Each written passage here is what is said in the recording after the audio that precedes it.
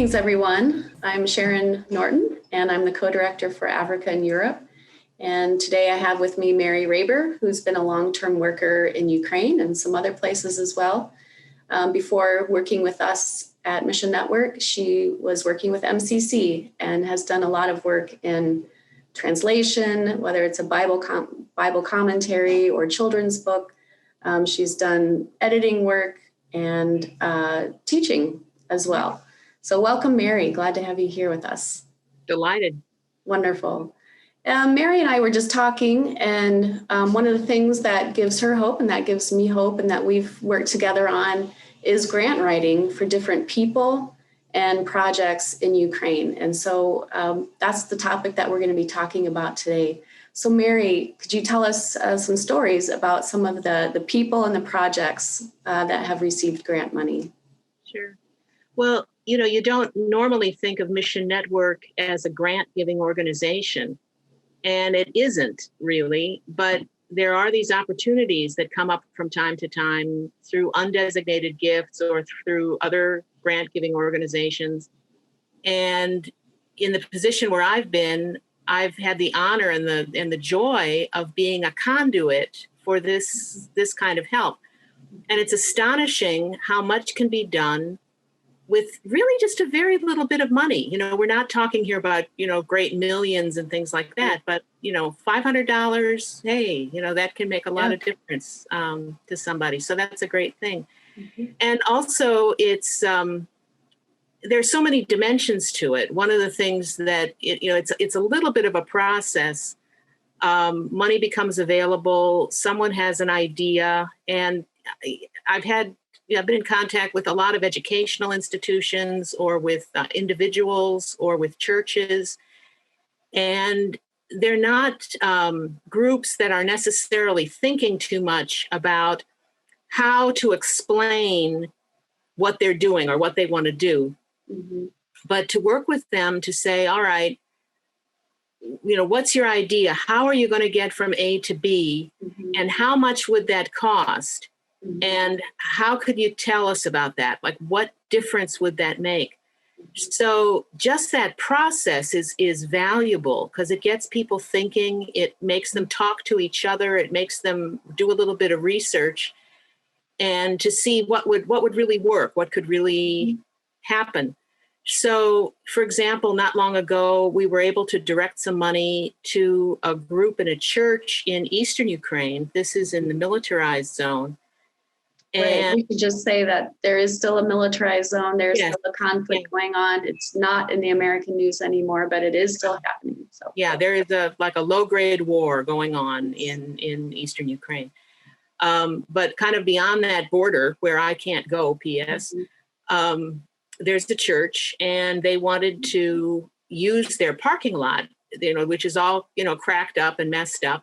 Mm-hmm. And nobody's driving anymore. Could they make that into a playing field for kids in the neighborhood where, there aren't any good places for young people to gather. There's no place for kids to come and play volleyball or whatever.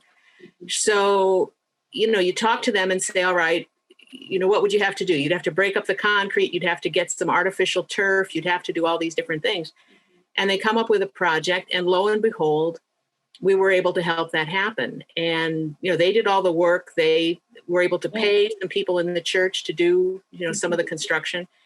And now that playing field is a going concern. That is a gathering place. That's a safe space for children in that neighborhood to gather. And it's a great thing.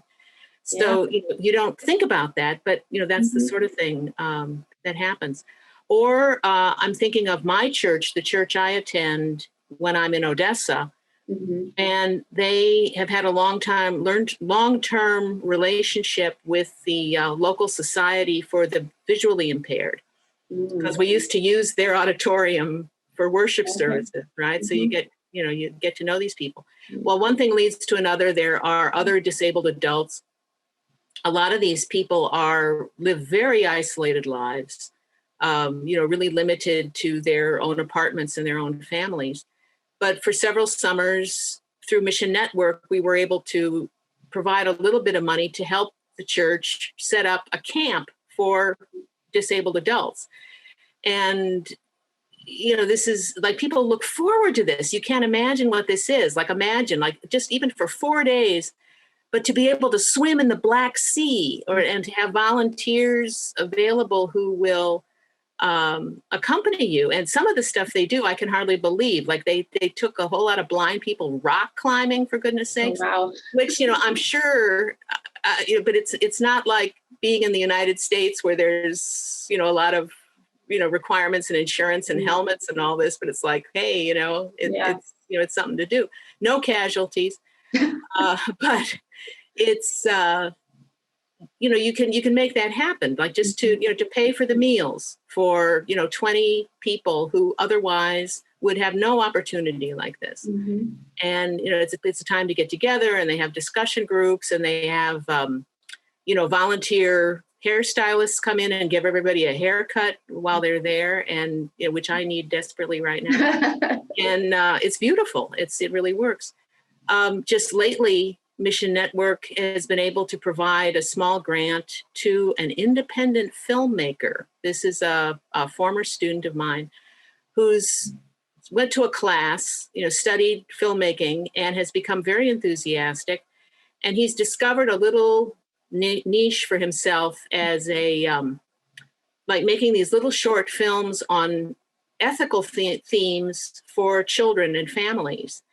And all right, some of them have been a little bit corny, but he's gaining experience and has put together some very, provocative little things, like handling questions like, what do you do when someone at your school is bullying you? How do you respond as a Christian? Or what do you do when the teacher wants you to do an assignment that's against your conscience? Oh, wow. How do you respond to that? Or how do you deal with forgiving a brother or sister, like within your own family? And anyway, they're great. These little 2-minute things, and using local people, just getting kids to perform. And so he's had to improvise a bit because of the coronavirus. And sure, and that's right. I like to see like a whole family acting.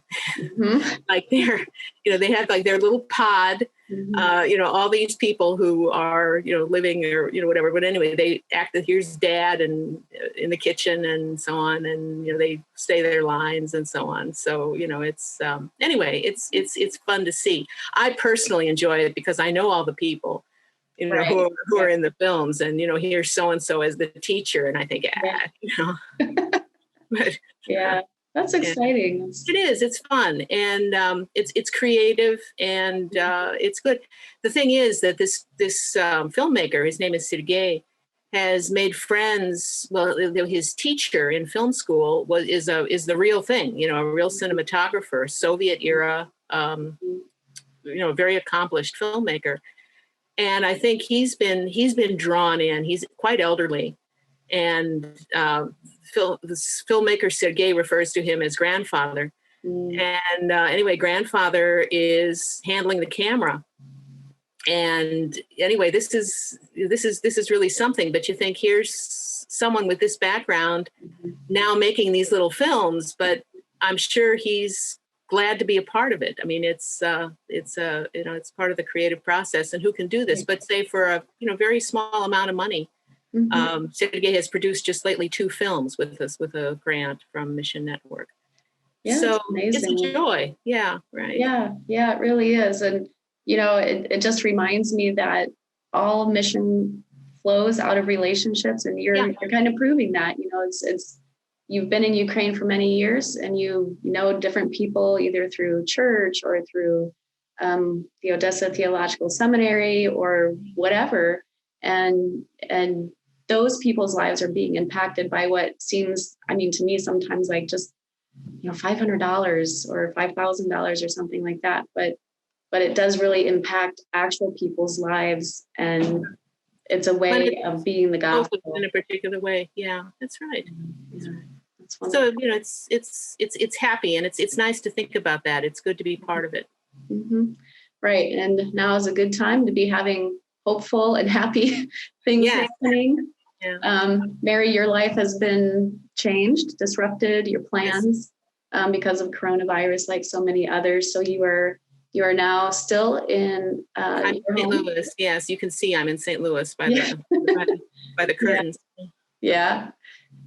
And normally this time of year you would be in Ukraine. I would be in Ukraine, yeah. Doing your work. And we're still kind of waiting to see when you'll be able to return. And yeah, I'm looking toward April, and I'm hopeful that I'll be able to go at that time. They're experiencing, quite a number of people are infected right now, and Odessa Seminary is still open, but it's kind of cautiously day by day they're going along. Yeah, we're all kind of waiting to see kind of how this pandemic continues to unfold, and I'm thankful I can work from my home office. Yes, and I have plenty of work that I can do here. I can do it all, on the computer. So it's great to have a job that I could do it from a wheelchair if I had to. So. Well, let's hope that doesn't happen. No, that's got enough other things, but yes, your point is well taken. That it's a grace and a gift to be able to do our work this way at this time. Well, thank you so much, Mary, for joining us for Hope Around the World, and blessings on your work. Thank you. Thanks for this opportunity.